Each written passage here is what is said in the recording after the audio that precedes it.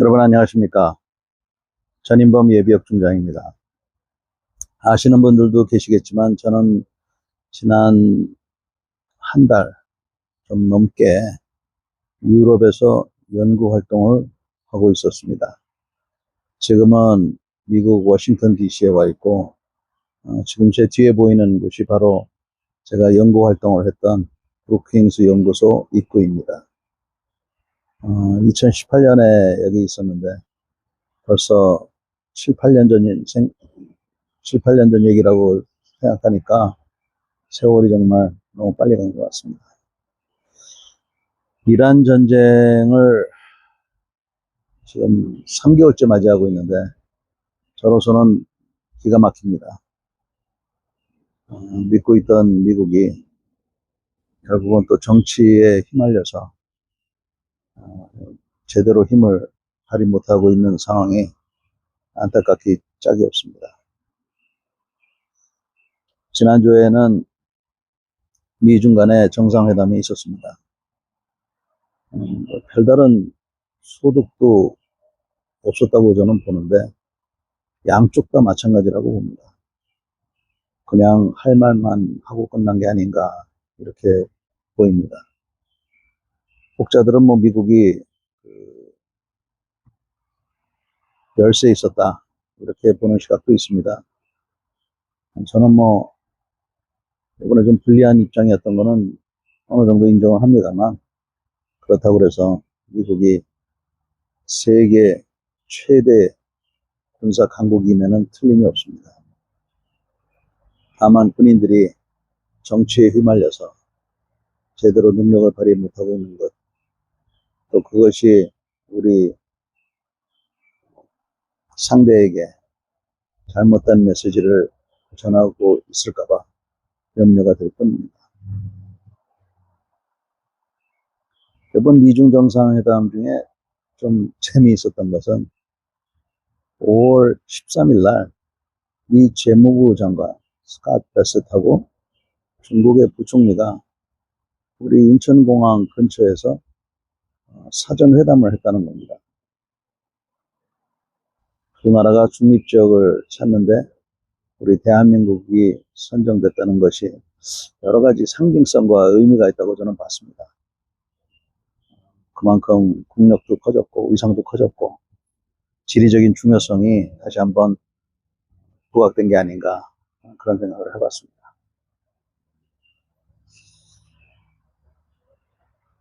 그동안 제가 이란 전쟁에 대해서 얘기를 하다 보니까 사실은 우크라이나에서도 많은 일들이 있거든요. 그런 얘기는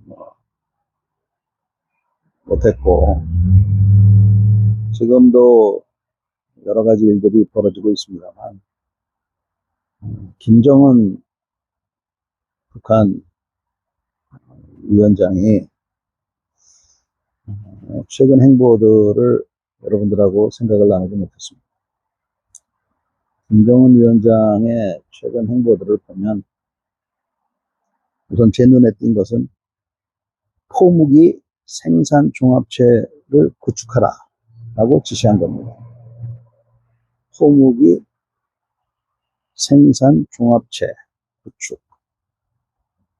다시 말해서 각종 야포와 또 특히 박격포탄, 곡사포탄, 그리고 고종류 다목적탄 이런 것들을 생산을 해서 북한도 방산, 즉 군수산업의 특수를 지금 노리고 있다 하는 것을 제가 주목을 했고요.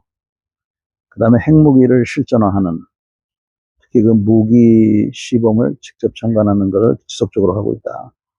최근에는 구축함에서 순항 미사일을 발사했는데 이 구축함이 핵 무장을 해서 사용될 거라는 것을 공공연하게 얘기를 하고 있습니다. 아울러서 그 러시아 파병 전투위훈 기념관에 대한 현장 지도를 하고 그 현장 지도를 통해서 하여간 정신 전력을 강화시키고 내부 결속을 강화하는 이런 것을 보면서 하여간 북한을 만만하게 봐서는 안 되겠다 하는 것을 다시 한번 생각하고, 하여간 북한이 자체적인 어려움도 많이 있지만, 하여간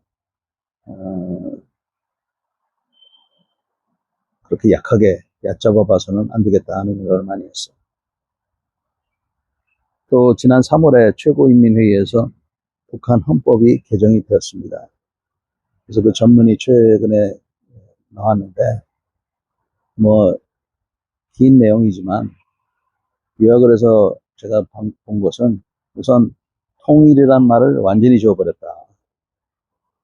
심지어는 지난번에 김정은 위원장이 점령하겠다, 탈환하겠다, 이런 얘기조차도 이제 그 헌법에 다 제거를 했고요. 그 다음에 나름대로 북한의 영토를 명문화했어요. 그래서 러시아하고 중국 국경, 또 남한, 즉 대한민국과의 국경을 얘기를 했습니다. 서해 NLL에 대해서는 언급이 직접적으로 없어서 어떤 사람들은 긴장을 완화하는 데 도움이 된다 이렇게 보는 시각도 있지만, 어찌됐건 지금 우리 그 서해 지역, 서북도서 지역이 북한하고 긴장 상태가 지속될 수밖에 없다 하는 그런 염려를 하게 되었습니다. 특히 그 이번 헌법 개정에 있어서 김정은의 권한이 상당히 공고히 되고 강화되었다 하는 것을 여러분들이 기억해 주시면 되겠습니다. 미국과 이란 전쟁에 대해서 언급을 하지 않을 수가 없습니다. 벌써 3개월째 접어들었다는 데 대해서 정말 안타깝게 생각합니다. 이거 빨리 끝내야 되는데, 미국이 군사력은 되는데 과연 의지가 될지는 모르겠습니다. 의지가 안 되면 우리한테 좋은 소식이 아니라서 정말 걱정이 많습니다. 저런 미국을 그냥 믿을 수 있을까? 이거 진작 끝냈어야 되는데 이런저런 이유로 끝내지 않고 이렇게 시간만 끌었다는 게, 저로서는 정말 미국이 우리한테는 생존이 걸려있는 그런 나라인데 믿을 수 있겠는가? 이제부터는 미국과 이란의 의지의 싸움인데, 미국이 지금 과거의 미국하고는 좀 틀리니까 제대로 좀 했으면 좋겠습니다. 결정적인 승리를 가져왔으면 좋겠습니다. 이런 국면에서 우리는 줄을 잘 서야 되겠죠. 저는 현재 우리나라의 안보를 담당하고 계시는 분들에 대한 신뢰가 그래도 있습니다. 그분들이 나름대로 경험도 있고 또 능력도 있는 분들이죠. 근데 워낙 지금 세상이 급변하고 우리가 알던 세상이 아니기 때문에 그 누구라도 굉장히 어려울 것이 많을 거라는 것은 사실입니다. 그래서 이런 상황에서 이분들이 하여튼 최선을 다해서 하고 있을 거라고 생각하는데, 쉽게 말해서 줄을 잘 서야죠. 줄을 잘 서야 되는데, 줄을 잘 서기 위해서는 우리가 힘이 필요합니다. 혹시라도 줄을 잘못 서거나 지금처럼 막 줄이 변하는 환경에서는 우리 나름대로 힘이 있어야 됩니다. 경제력만 갖고 반도체만 갖고는 제가 보기엔 절대로 안 되고, 군사력이 핵심이 돼야 된다고 봅니다. 그래서 이 군사력이 지금 세계 5위다 이런 생각은 일단 접어두고, 그야말로 세계 5위가 될 수 있도록 많은 투자와 국민의 관심이 있었으면 좋겠습니다. 그렇지 않고 미국만 믿고 있다가는 제가 보기에는 큰일 날 것 같습니다. 그래서 이 힘을, 군사력을 우리의 안보에, 죽고 사는 문제니까 중심에 둬야 된다 하는 게 제가 다시 한번 워싱턴 DC에서 느끼는 상황입니다. 아울러서 요즘 전자권 얘기도 또 많이 하는 것 같아요. 미국도 전자권 우리 보고 가져가나 또 좋다 하는 얘기를 하고 있습니다. 다만 조건이 안 맞으면 전자권은 가져가는데 현재 연합체계는 그건 모르겠다. 이런 얘기죠. 이 한미연합사, 이게 연합체계의 상징인데 우리가 한미연합사를 만들고 연합체계를 만들어 놓은 이유는 미군을 붙잡아두기 위해서 만들어 놓은 겁니다. 쉽게 말해서. 뭐 어떤 분들은 미군이 더 이상 여기 없었으면 좋겠다 이렇게 생각하고 계시기 때문에 이 말이 설득력이 있는지 모르겠습니다. 그러나 주한미군이 한반도에 있음으로 해서 안정을 우리가 확보할 수 있다는 그런 측면에 동의하신다 그러면 이 전자권을 가져오고 연합체계를 계속 유지하는 이것이 굉장히 중요합니다. 그래서 조건을 맞춰야 되는 거죠. 그래서 이 조건을 맞추기 위해서 투자와 희생 이것을 우리가 감수를 해야 됩니다.